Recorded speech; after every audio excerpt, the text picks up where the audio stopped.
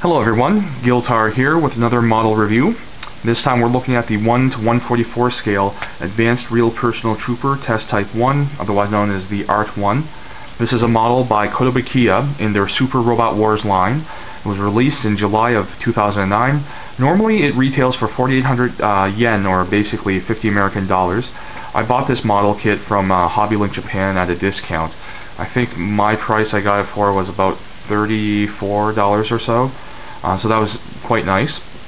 This is going to be a two-part review because this model has two forms, a robot humanoid form as you can see, and a secondary vehicle or alternate form. So in the first part of the review, I'll go over the basic model kit details, the accessories and articulation, and then in part two we'll go over my final thoughts and the vehicle mode. Now, as you can see, there are many different colors on this model, and the vast majority of these different colors are in fact different colored plastic parts. However, there are a few places where Kotobukiya has pre-painted the model. So where we see that are in the kneecap armor, the white parts, front skirt, the white parts. The face has painted green eyes, and then the helmet here has a painted green sort of camera sensors component. And then the shield actually has a small emblem that is painted in white. It's a very nice detail. Unfortunately, my camera doesn't have very good quality, so it can't pick up nice details like that, but it's really nice. Everything else, though, in terms of the yellows, whites, sort of violet purples, beige, grayish brown, black, blue, everything else, they are different colored plastic parts. And the details are very fine. There are a lot of opportunities to do extra panel lining or paint washes. There are actually, even though it's nicely colored and has some pre-painted parts, it's not 100% accurate, so you do still have to do some extra work in terms of coloring or painting it. Now, in terms of fine or sharp details, it is literally sharp. The practice of blunting sharp points or ends is something that Kotobukiya does not follow, because I guess they do market their products towards a more adult crowd, so they do not blunt things like the wingtips here or the head fins, unlike Bandai, who they have a wide variety of demographic groups that they cater to, so they'll blunt the V-fins, for example, on their Gundam models. Aside from that, though, I would say it's a very nicely detailed model. Unlike the R2 powered and R1, which were fine, but they were really generic and basic, the R2, or ART-1 rather, has a lot of great detailing. And even the shield, for example, it's a very bulky, beefy, chunky object.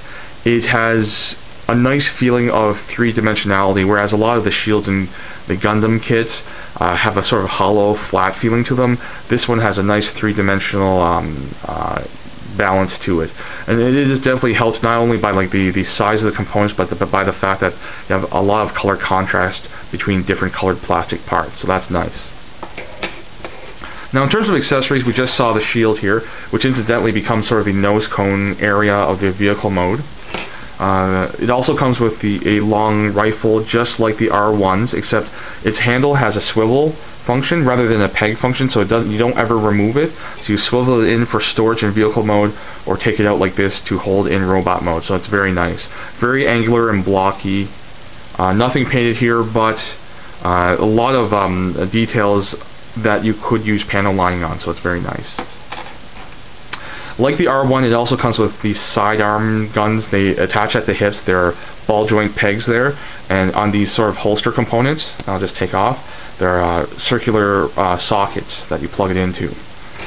Now, the guns also have swivel handles, so that's again something very nice. Just like the R1's sidearm guns, same basic design of a blocky gun body with a cylindrical revolver type drum in the middle. Just like the long rifle, this has a lot of opportunity for panel lining to bring out some details. It comes with also two knives made of the same sort of grayish blue plastic that the sidearm guns are made out of. They have tiny serrated portions at the back edge, which are nice. Also comes with these chainsaws that are basically these forearm components, and you swap them out, and you can have them the model hold on to these handles. So it's pretty nice. Also, again, no blunted points. They're all not sharp, but they're pointy.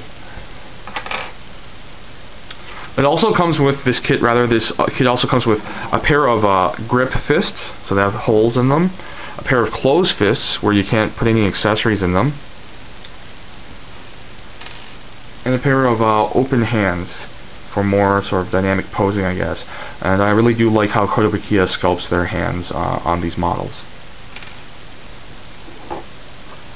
Now for the vehicle mode accessories, we have a stand, just like the R1. It has some lettering here, so except this time it's in white, so you can make it out. It also has a ball joint sort of connector piece, very tight, and I love it because it's great for better posing on the stand, so it's not so static. It comes with sort of a core body component that you plug in the parts of the robot form into to create the vehicle mode. This is a model kit that is not a true transforming model, so you don't move around parts, you actually unplug parts and plug them into this component. So it's not a true transformer. But it's pretty standard in terms of model kits. And it also comes with a pair of feet components that you swap the feet out for vehicle mode, so that's something else. Now in terms of articulation, pretty good. The feet themselves, the ankles, are quite basic. You can move them back and forth that much, side to side just a bit, but it's enough to get some nice standing poses, wider leg poses.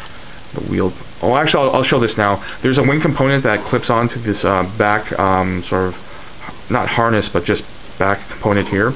And these wing components actually do have articulation.